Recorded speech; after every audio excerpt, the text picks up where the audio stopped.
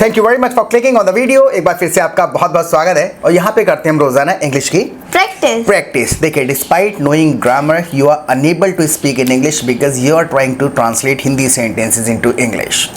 कुछ सेंटेंसेस हैं जो ट्रांसलेट किए जा सकते हैं बट आप बात नहीं कर पाते हैं। कोई इंस्टेंटली कोई क्वेश्चन आपसे पूछता है तो रिस्पॉन्ड नहीं कर पाते हैं, सेंटेंस नहीं बन पाता, वर्ड याद नहीं आता क्योंकि आपको डेली डायलॉग्स नहीं पता है। डेली डायलॉग्स क्या होते हैं, कॉमन फ्रेजेस क्या होते हैं जो अक्सर अपने तरीके से बोले जाते हैं, जिनको हम हिंदी से या किसी भी दूसरी भाषा में मैच नहीं कर सकते, मिलान नहीं कर सकते। तो उसकी हम यहाँ पे प्रैक्टिस करेंगे, कुछ छोटी छोटी कॉन्वर्सेशन करेंगे जो अक्सर हम यूज़ करते हैं और हर सेंटेंस का ग्रामर साथ के साथ डिस्कस करते हुए चलेंगे। So stay tuned and watch this video until the end. एक छोटा सा रूल याद दिलाता हूँ मैं दोबारा से, प्रोनाउंसिएशन से रिलेटेड ये रूल है।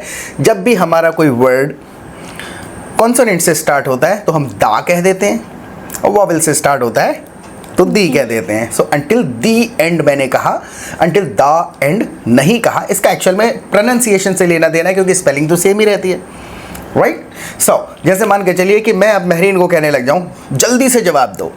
अब जैसे मैंने महरीन से कह दिया कि आंसर माई क्वेश्चन क्विकली, एक तरीके से मैंने कहा, तो ये हमें कई सारे तरीके पता होने चाहिए, नहीं तो हम अटकेंगे।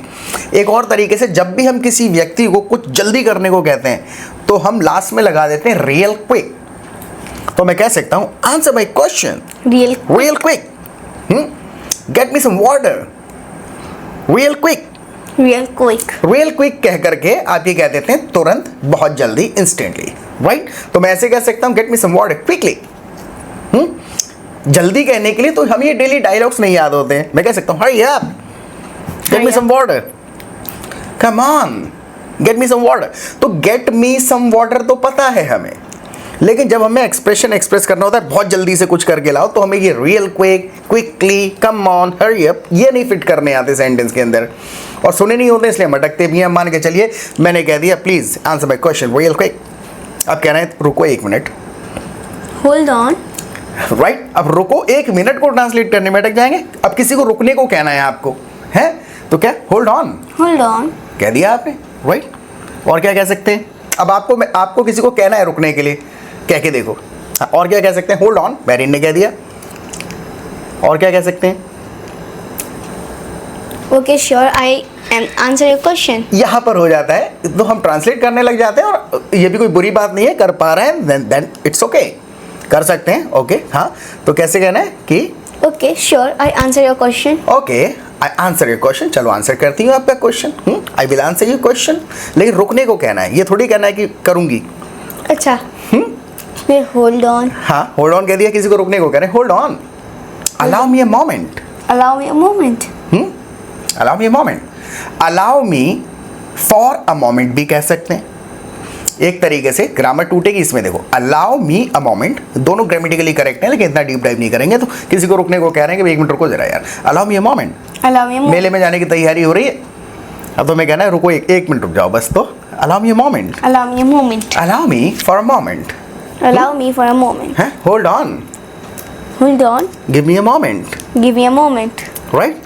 होल्ड योर हॉर्सेस, क्या होल्ड योर हॉर्सेस, ये एक बना बनाया एडीएम है। जब भी किसी को रुकने के लिए कहते हैं होल्ड योर हॉर्सेस, यानी कि रुको, इतनी हड़बड़ी मत करो। जैसे मम्मा गए, मम्मा के इस टाइम में चल यार मेरी इतनी देर हुई थी, तो hold your horses mom. Hold your horses का मतलब है कुल मिला के आप ये कह रहे हैं ज़्यादा हड़बड़ी मत करो, राइट। तो किसी को जल्दी रुकने के लिए अगर हमें कहना है तो इतने सारे एक्सप्रेशन कहे जा सकते हैं। सो repeat every expression after us, हमारे साथ साथ रिपीट करते हुए चलना है। और मान के चलिए कि मैंने कह दिया होल्ड ऑन, या फिर अलाउ मी अ मोमेंट, कहना है ठीक है चलो रुका हूँ, तो कैसे चलो रुका हूँ। अब मान के चलो, आइए अवस्था समझ में आ गई, ठीक है। मैंने कह दिया please allow me a moment, I will answer your question, कहना है ठीक है रुकी हूँ, तो कैसे कहेंगे, ओके हाँ, एंड होल्ड ऑन, वही okay I am waiting, okay I am waiting, है।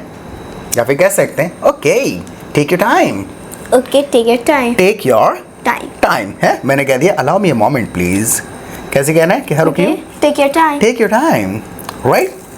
अगर मान के चलिए एक और याद आ गया अचानक से मुझे, अगर हम कभी फ्रस्ट्रेशन में कह देते हैं मेरे पे इतना टाइम नहीं है मैं नहीं रुक सकता, सो I have no time. अब मैंने कह दिया अलाउ मी अ मोमेंट, कहना टाइम नहीं है, नेगेटिव एक्सप्रेशन देना है कि नहीं है मेरे पास इतना टाइम, नहीं रुक सकती। तो नहीं रुक सकती को कैसे, एक तो सिंपल कह सकते हैं I have no time. I have no time, I'm very busy. I am very busy, I can't wait I can't wait. है। और अक्सर एक एक्सप्रेशन होता है जैसे ऐसे भी कह सकते हैं I don't have all day I don't have all day. है। तो ये एक्सप्रेशंस की केवल कमी रह गई है क्योंकि ये हैं भावनाएं। हम सेंटेंस बना पाते हैं, भावनाएं नहीं व्यक्त कर पाते। अब जैसे मान के चलिए कि मैं कहीं पे लाइन में खड़ा हूँ सही है। या फिर चाय का इंतज़ार कर रहा हूँ, तो वहाँ पे कहते हैं पूरे दिन यही इंतज़ार ही थोड़ी करता रहूँगा, ये एक्सप्रेशन है, पूरे दिन इंतज़ार ही थोड़ी करता रहूँगा। तो हम कह देते हैं I don't have all day, I don't have all day. Be quick, Be quick. Hurry up, Hurry up. Come on. Come on. आई बात समझ? तो जब तक हमने ये एक्सप्रेशंस नहीं सुने होंगे we will not be able to express ourselves exactly जैसा हम मन में सोच रहे हैं। अब देखिए कई बार हम ना ट्रांसलेशन में लाने लग जाते हैं। मान के चलिए कि मैं आपसे एक क्वेश्चन पूछता हूँ और आपको अपनी रियल अवस्था बतानी है, और एक होता है कि हम बेसिक एक सेंटेंस रट के बैठें, ट्रांसलेशन बना के बैठें। अगर वो अवस्था में हम नहीं हैं तो हम अटक जाते हैं। जैसे मान के चलिए बिल्कुल सिंपल है, everyone will be able to answer my question if I ask what are you doing right now. क्या पूछा मैंने? What are you doing right now. I'm हर कोई practicing बता दे English. हाँ आई एम प्रैक्टिसिंग इंग्लिश। आप देख रहे होंगे तो आपके मन में सिंपल एक ही बात आएगी, I am watching your video. Okay, I'm sitting here. इसके अलावा अगर मैंने हिंदी में पूछा होता क्या कर रहे हो, तो हिंदी में 100 बातें आती। टाइम पास कर रही हूँ, अभी खाना बना के हटी हूँ, या खाना बना के हटा हूँ, अभी अभी ऑफिस से आया हूँ, ये है भावनाएं। लेकिन इंग्लिश में सिंपल एक ही वर्ड आया होगा दिमाग में कि I am watching A video right now, क्योंकि हमें वो बनाना आता है। तो ड्यूरिंग द कॉन्वर्सेशन हम एक्सप्रेस नहीं करते हैं अपने आप को, हम थोड़ा अवॉइड करने लग जाते हैं क्योंकि हमें एक्सप्रेशंस पता नहीं होते हैं। अब जैसे अब मैं बताता हूँ क्या क्या कह सकते हैं। आपके माइंड में कोई सेंटेंस आया कि भाई ये भी कहना ज़रूरी था, ये कहना था मुझे, तो आप लिखिए कमेंट सेक्शन में। अगर ठीक होगा will check your sentences, right. तो मैंने पूछा what are you doing right now, what are you doing right now, answer my question real quick. You can see. Yeah, I can see. Yeah, you are recording a video with me. अगर ये कहना पड़े हमें Python, आराम कर रहा हूँ, I'm relaxing. I'm relaxing. Relax अपने आप में एक वर्ब है, so I'm relaxing. I'm relaxing. Rest भी जो है वो भी अपने आप में एक वर्ब है। तो I am taking rest compulsory नहीं है, आप कह सकते हैं resting, I'm I am resting. Resting. तो कुछ कुछ ऐसे वर्ड्स हैं जो अपने तरीके से बन जाते हैं, लेकिन वो कॉमन नहीं है, इंडियन हिंदी से मैच नहीं होते, इसलिए हम बोलते नहीं हैं। Indian Hindi. इंडियन हिंदी मतलब इंडियन सेंटेंसेस से मैच नहीं होते, राइट। तो अगर आप आराम कर रहे हैं तो आप दो तरीके से कैसे बता सकते हैं, I am relaxing, I'm relaxing. I am resting, I'm resting. Just hanging out. Just hanging out. अब मान के चलिए कि अब मैं एक सेंटेंस कह देता हूँ, यार Mahreen actually I need to book a taxi, I need to book a taxi, I need to book a cab. है मैंने क्या कहा? मुझे एक टैक्सी की जरूरत है बुक हाँ, आई करने एम गोइंग टू की। बरेली टुमारो, मेरे बिना। I take you along, I take you along का मतलब है कि साथ में ले जाऊंगा, है। अब यही कहना था, एक्सप्रेशन ये थी भावना, मेरे बिना। मेरे बिना। हाँ, जैसे कि I am going to Bareilly tomorrow, अब कहना मेरे बिना। ये You don't expression- take me. कहने की कोशिश करो पूरी पूरी। आप कैसे कहते हैं अगर आपको कोई छोड़ के जा रहा है जिसके साथ आपको जाना है कि I am going to Delhi, I am going there, I am going on a vacation वगैरह, और आपको कहना है मेरे बिना। You don't take me with you. हाँ, गलत हो गया। You don't take me to the Bareilly with you. You don't take me with you, हाँ, will you not take me with you, ये सेंटेंस बनाए जा सकते हैं, थोड़ा थोड़ा ग्रामर भी डिस्कस करते हैं, right. So will you not take me with you, Will you not take me with you? Take का मतलब क्या है इसके अंदर? ले जाना। ले जाना। टेक का मतलब लेना भी है और ले जाना भी है। जैसे मैं ये कहूँ मैं तुम्हें बरेली ले जाऊंगा, तो I will take you to the Bareilly. I will take you to Bareilly. मैं दांत क्यों लगाया? हाँ, I take you to Bareilly, don't worry, I am not going alone. Okay. कहना है पक्का, Are you sure? या आई यू श्योर, राइट। नहीं लेगा तो? भरोसा कर लूँ तुम्हारी बात पर, ये कहना है भरोसा कर लूँ तुम्हारी बात पर। Can I trust you? Can I trust you, right. एक और होता है भरोसा करने के लिए, can I count on you, Can I count count on you. Count on you हम कहाँ इस्तेमाल करते हैं? ऐसी अवस्था जहाँ पर हमें अपना कोई काम करना है, मिलते जुलते इंटरचेंजेबली यूज़ हो जाते हैं। Can I trust you, can I rely on you का मतलब भी है क्या मैं तुम पे भरोसा कर सकता हूँ। Can I count on you का मतलब है यानी कि आप पर विश्वास कर सकता हूँ। Are you sure you won't let me down, यानी भरोसा तो नहीं तोड़ोगे।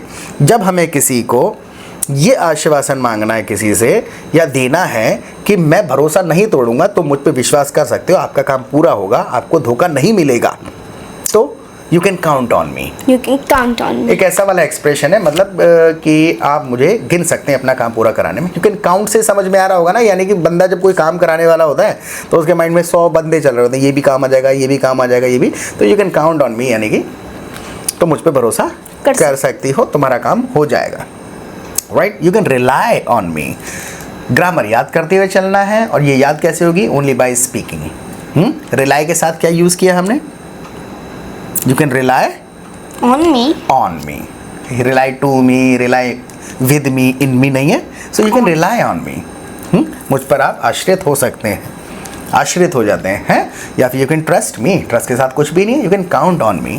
Count on. हाँ, आप मेरे ऊपर भरोसा कर सकते हैं। तो मैंने कहा कि I need to book a taxi. अब कहना है चलो मैं आपके लिए बुक कर दूंगी। मैंने कहा I need to book a taxi, कहना है मैं आपके लिए बुक कर दूंगी। I will book a taxi for you. I'll book a taxi for you। ये पता है कैसे? ये है, थोड़ा सा समझने की ज़रूरत है, आपको थोड़ी थोड़ी इंग्लिश आती है। हाँ। फीलिंग क्या रही? I will book a taxi for you का मतलब हो गया आप अपनी तरफ से कह रही हो बात, हाँ. मैं आपके लिए बुक कर दूंगा। जी कि रिस्पॉन्ड करते समय हम चीज़ों का बार बार नाम नहीं लेते हैं, थोड़ा सा बहुत नेटिव स्टाइल हो जाता है, ये एडवांस। ऐसे 300 सेशंस हैं मेरे अकेले के जो मैंने अपलोड करे हुए हैं पहले। अगर आपको इंग्लिश आती है, if you can talk in English, if you understand English, then you need to understand those daily dialogues.